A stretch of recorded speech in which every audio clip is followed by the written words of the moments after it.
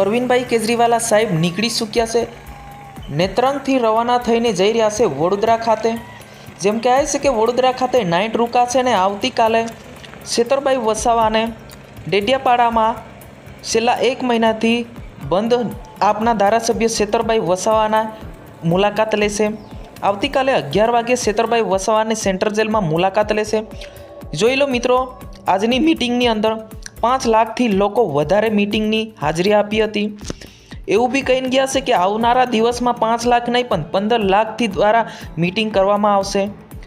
શું છે સમગ્ર મામલો મિત્રો, તમને બતાવી રહ્યો છે કે આવતીકાલે 11 વાગે છેતરભાઈ વસાવાને મળશે અરવિંદભાઈ કેજરીવાલા।